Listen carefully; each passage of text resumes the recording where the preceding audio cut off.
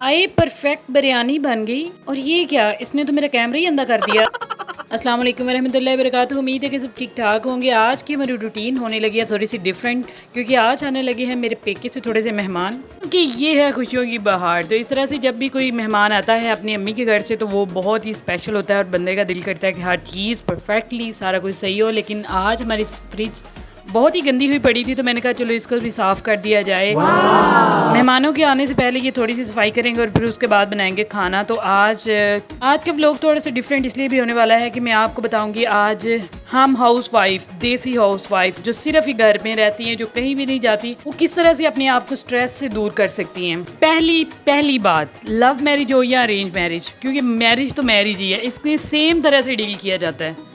कई जगहों पे एक्सपेक्टेशन ज़्यादा होती हैं और कहीं पे कम होती हैं, लेकिन होता सेम ही हाल है सबके साथ। सेम बारात जाती है, सेम इतने सारे लोग जाते हैं, फिर इतना एक महीने तक इतना चाह किया जाता है और महीने के बाद वही बंदा इसी तरह से अकेला हो जाता है। जिस तरह की पूरी फ्रिज में मेरे पास खाली एक अंडा है।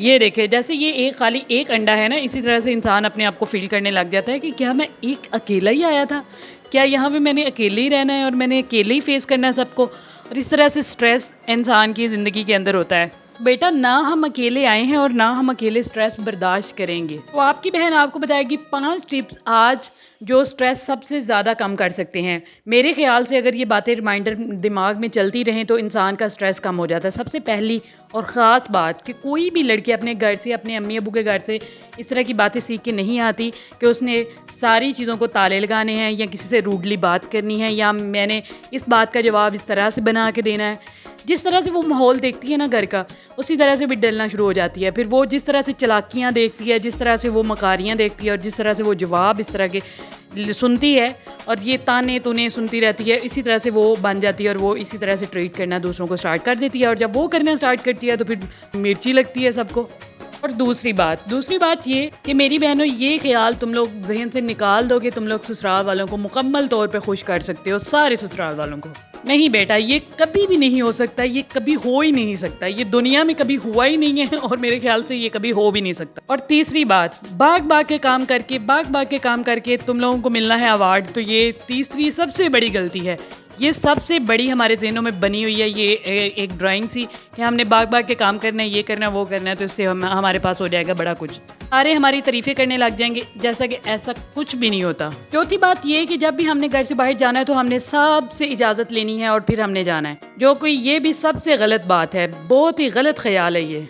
और 5वीं प्रॉब्लम हमारी ये होती है कि हम घर में कोई भी अलग से फंक्शन नहीं कर सकते जब तक कि हम घर वालों की इजाज़त, सास ससुर की, नंद, सब का ख्याल करके नहीं करते। बेटा, ये भी सबसे बड़ी गलती है और अब इनका मैं आपको हल बताऊंगी।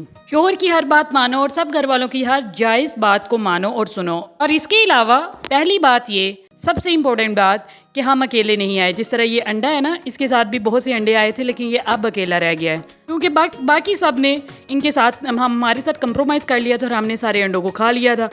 इसीलिए आप लोगों ने कंप्रोमाइज़ नहीं करना है किसी बात पे भी, क्योंकि छोटी सी ज़िंदगी है, कंप्रोमाइज़ कर करके मर जाओ और बाद में कुछ भी ना हो। तो दूसरी बात, रिस्पॉन्सिबिलिटी आप खुद लें, अपनी रिस्पॉन्सिबिलिटी खुद लें। बिल्कुल भी अपनी ज़िंदगी का इख्तियार किसी दूसरे के हाथ में ना दे, ताकि हम ये ना हो कि बुढ़ापे में ये सोचे कि हमने फ़लाँ काम करना था, ये करना था, वो करना था, हमें ये रह गया, ये हमारी सास ने ये ना करने दिया, वो ना करने दिया। क्योंकि आप आजमा के देख लें, अगर आप अपनी मर्ज़ी भी करेंगे तो आप उतने ही बुरे हैं जितने कि आप उनकी मर्ज़ी से चलते हैं, तो आप उतने बुरे हैं। अपने घरों में अपने लिए फ़ंक्शन रखें ताकि अपना मेंटली स्टेटस आप बरकरार रख सकें। आप फ्रेश होंगे, अपनी फैमिली को फ्रेश कर सकते हैं, अपने हस्बैंड के लिए फ्रेश रह सकते हैं और अपने बच्चों के लिए अच्छा ट्रीट कर सकते हैं उनको। जहाँ तक बाहर जाने का सवाल है तो अपनी मर्ज़ी से आए जाएं, खाएं पिएं, इंजॉय करें। एक ही लाइफ है और किसी से सबकी जायज़ बातें मानें, सबके साथ प्यार से सलूक करें, लेकिन जब अपने पे बात आ जाए तो अपनी मर्ज़ी करें। जो आपकी खुशी है वो खाएं, वो पकाएं, जहाँ आपकी खुशी है वहाँ जाएं, ताकि कम से कम जहन तो सेटिस्फाइड रहे। बूढ़े हो के हमें ये ख्याल ना आए कि हमने ये करना था, ये हमें फ़लाँ ने नहीं करने दिया, ये नहीं हमें करने दिया। असल में अंदर से हम खुद के खुद ही चोर होते हैं और हम खुद ही नहीं ये हिम्मत कर पाते कि ये हम कर सकें। जिस दिन हम ये हिम्मत कर लेंगे कि हम ये सब कुछ कर सकते हैं, तो इंशाअल्लाह हमें मेंटली स्ट्रेस तो कभी नहीं होगा। दूसरे मसलों का हल फिर आप खुद ढूंढ लीजिए। अपने अंदर से फजूल से टेंशनों को बाहर निकालें, खाएं पिएं। मेरी बिरयानी भी रेडी हो गई है तो मैं भी खाने चली हूँ, क्योंकि इस पे मेरा बहुत दिल है और मेरे मेहमान भी आ चुके हैं।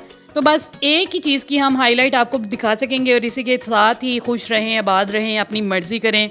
ایک دفعہ کی زندگی ہے، پتہ نہیں کب مر جانا ہے. تو چل ماریں. اوکے، ملتے ہیں نیکسٹ ولاگ کے اندر. Please do subscribe. اللہ حافظ.